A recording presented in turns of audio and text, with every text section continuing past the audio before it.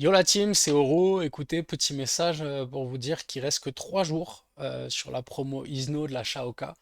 Donc vous avez jusqu'à vendredi pour la commander. Donc elle tombe à 3 euros le gramme avec le code CBD Tester. Je le précise parce que vous êtes nombreux à avoir commandé depuis qu'on a lancé la promo et vous n'avez pas utilisé le code. Utilisez le code, c'est bien mieux. Donc je fais un petit récap avec vous, je vous montre à l'image. Vous allez sur notre site ou sur le site d'Isno comme vous le souhaitez. Vous allez sur la Shaoka, vous la sélectionnez en 3 ou en 10 grammes, vous l'ajoutez au panier. Dans le code promo, vous mettez CBD Tester. Ça vous la passe à 3 euros le gramme. Et voilà. Sinon, je voulais vous dire qu'on se retrouve tous, du coup, pour ceux qui viennent à la Canagri et la Platinum Cup, pas ce week-end, mais le week-end qui vient juste après. Donc le 19, ne venez pas, c'est le vendredi est une journée dédiée aux professionnels, l'accès sera fermé au public, mais sinon le 20, on espère vous voir nombreux. Voilà. En attendant, bonne journée, bon zap, salut. Démonstration de force dans les quartiers nord de Marseille, avec une mission, pilonner les points de deal et neutraliser les réseaux des narcotrafiquants dans la cité phocéenne. Emmanuel Macron s'est rendu sur place mardi, visite surprise dans le quartier de la Castellane où les dealers ont pignon sur rue. Là, c'est la première d'une série d'une dizaine d'opérations de place nette appelées XXL. Vous avez près de 900 forces de police, de gendarmerie et de douaniers qui sont déployées pour lutter contre ces dealers, ces trafiquants, ces réseaux de criminalité, ces tueurs.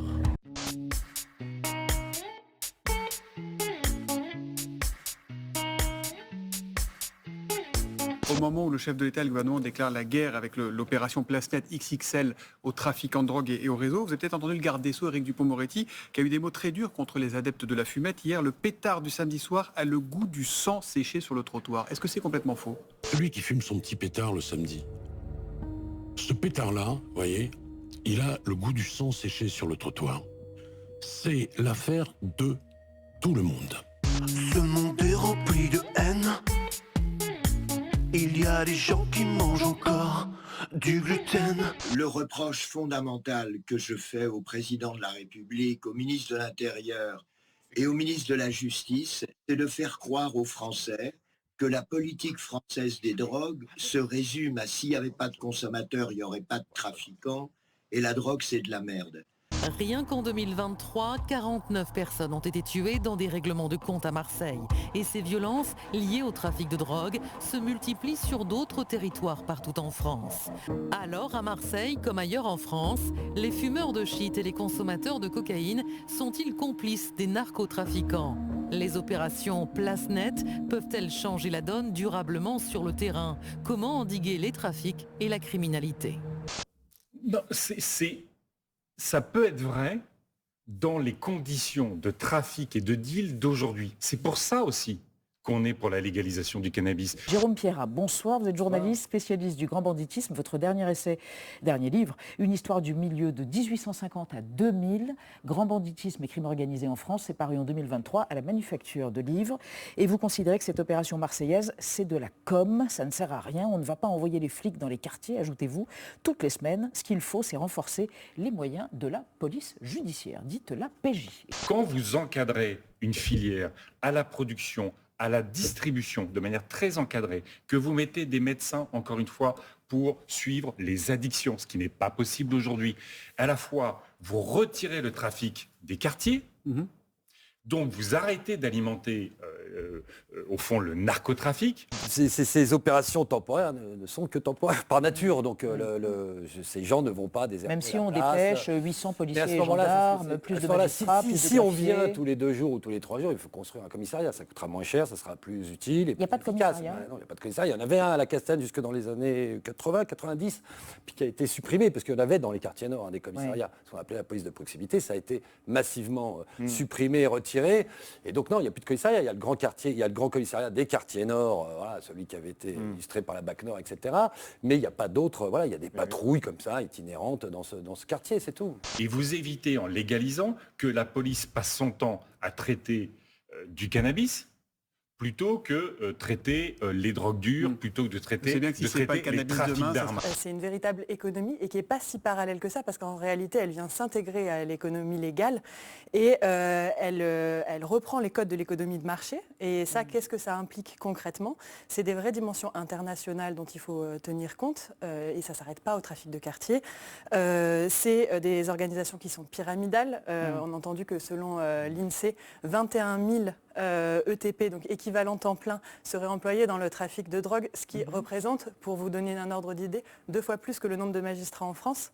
Justement, vous déconnectez les deux choses. Encore une fois, le cannabis récréatif, c'est dans la société. On peut se raconter ce qu'on veut, c'est dans la société. La France est le pays le plus répressif, c'est le pays où on consomme, l'un des pays où on consomme c'est dans le la société, plus. mais ce qu'explique Dupond-Moretti et Gérald Darmanin aussi, c'est bien gentil, ça fait plaisir, mais c'est ça qui alimente les trafics de drogue, c'est ça qui fait qu'il y a des balles perdues. Justement, sortons des trafics de drogue. Ouais. Ce que dit la légalisation du cannabis, c'est qu'on arrête d'alimenter les trafics de drogue. On permet à la police et à la justice de travailler sur le narcotrafic qui va bien au-delà et de manière beaucoup plus dangereuse sur d'autres types de drogues. Il y a un indicateur, comme tout à l'heure, on parlait de 4000 points de vente, puis 3000. Oui. Alors, il y a 2 choses à prendre en compte. C'est effectivement la tranquillité publique, la sécurité publique. Alors là, pour le coup, 1000 points de vente, ça fait autant d'habitants emmerdés, excusez-moi trivialement, parlant en moins. C'est important. Après, il y a un autre indicateur. Est-ce qu'il y a moins de stupes en circulation? Est-ce que le prix a changé? Est-ce que c'est plus dur de s'en procurer? Non, ça veut dire que le marché il est toujours aussi énergique, florissant, que le produit est toujours à disposition, donc que les filières internationales fonctionnent toujours. Donc, voilà, c'est pour ça que c'est un peu l'écume des jours, cette histoire. C'est la partie visible, celle qui intéresse le politique. Ce monde est sans foi ni loi. Les restos Jap sont souvent tenus par les Chinois. Le Conseil d'analyse économique qui dépend de Matignon, qui s'est saisi de la question, et pour la légalisation du cannabis, le CESE aussi, Madame Caroline Janvier a fait un travail remarquable, et l'Allemagne, qui est supposée être le pays avec lequel la France constitue le moteur de l'Union européenne, l'Allemagne légalise le cannabis à usage récréatif le 1er avril. On a vu que dans une récente étude de l'OFDT que 7,7 milliards étaient alloués à la répression. Donc on ne peut pas dire qu'il n'y a rien qui est fait. Mais ce que je viens dire aujourd'hui, c'est qu'il y a un constat face à ces moyens, face à tous ces magistrats qui, du parquet jusqu'à l'application des peines, traitent toute la journée des dossiers de trafic de stupéfiants. C'est que la consommation a explosé, c'est que la production de drogue a explosé, et c'est que les assassinats et des crimes très graves en lien avec le trafic de stupéfiants ont eux aussi explosé. Ce monde nous fait peur, je dis ça, je dis rien. Des gens mettent hashtag nos filters. Il y a un filter. Il y a d'ailleurs un certain nombre de pays qui vont suivre l'Allemagne. Probablement la Hollande, parce que contrairement à une idée reçue que j'ai entendue à de nombreuses reprises, la Hollande n'a jamais légalisé le cannabis. Je m'explique. Dans les coffee shops, le cannabis qui arrive par la porte de derrière et qui est vendu est issu du marché clandestin. Ça veut dire que toutes les conséquences négatives de la prohibition, c'est-à-dire la violence et la corruption, continuent à exister en Hollande. Et cet échec, il est dû à quoi? Je ne dis pas que rien n'est fait du côté de l'investigation. Je dis par contre qu'il y a énormément de moyens qui sont gaspillés. Pas totalement gaspillés, c'est pas vrai, parce que évidemment que comme quoi, ça doit c'est gaspillé dans qui sont en fait la lutte contre le trafic est pour nous polluée par la pression statistique dont sont victimes les policiers en premier lieu, par le discours électoraliste qui vise, comme disait tout à l'heure monsieur, à rendre toujours plus visible la lutte. Et qui en fait ne règle pas les difficultés. Ce monde ne pense qu'à la thune. C'est dit dans notre nouvel album, dispo sur iTunes. Oui, il faut légaliser, pas dépénaliser, hein. Légaliser. Oui, c'est un sujet économique. Prenons le sujet à l'envers. Aujourd'hui, c'est interdit et c'est pénalisé. Est-ce que la répression fait reculer la consommation? Non. Est-ce que la répression a fait reculer le trafic de drogue? Non. Est-ce que la répression fait qu'on ne voit pas se constituer des des cartels de plus en plus puissants et quasi mafieux dans les villes les plus touchées. Non. Dans une tribune qui est parue dans le JDD samedi dernier, le très droitier Institut pour la justice a appelé à s'inspirer de l'exemple du Salvador pour lutter contre le trafic de drogue et puis on en règle France. le problème. Enfin, je veux dire, vous en pensez c'est une quoi question de régime politique. Soit on opte pour la dictature et à ce moment-là, on Comme aux arrête un Philippines. peu au hasard de Comme aux manière Philippines. arbitraire. Voilà, encore plus aux Philippines. Le problème était moins prégnant qu'au Salvador. Ils ont été un peu plus loin. Donc voilà, après c'est un choix de politique et de vie. Si vous avez envie de vivre dans une dictature militariste qui arrête à l'aveugle les gens, ça peut marcher effectivement. Là, si vous arrêtez tout le monde, vous les mettez tous au trou en les torturant, forcément ça va dissuader un certain nombre. Mais enfin. Et la deuxième chose que je voudrais ajouter, c'est que l'Uruguay a légalisé le cannabis à usage récréatif en 2013. Aux États-Unis, le Colorado et l'État de Y Washington. a-t-il plus de consommateurs? Attendez, ils ont légalisé en 2018. Aujourd'hui, la moitié des États américains ont légalisé, même si ce n'est pas le cas au niveau fédéral. Aucun de ces pays, et en Europe, vous savez que le Luxembourg et Malte ont légalisé, mais enfin, ça n'est pas l'Allemagne. Eh bien, il faut que vous sachiez qu'aucun de ces pays n'est revenu en arrière. Et ça, c'est un point important. Donc à la question, est-ce que la répression apporte des réponses positives? Moi, je vois que des réponses négatives. Après, à la légalisation, est-ce que la légalisation apporte des réponses positives? Ben oui. Premier avantage, la fin de la prohibition, c'est la fin du trafic. Vous avez la possibilité quand même d'essayer d'interdire la consommation aux mineurs. Ensuite, il y a des créations d'emplois. Entre 27 000 et 57 000 créations d'emplois, ça ferait entre 250 et 530 millions d'euros de cotisations sociales par an. Dans quel état est la population locale alors, depuis qu'on a légalisé? Mais Il y a plus de consommateurs?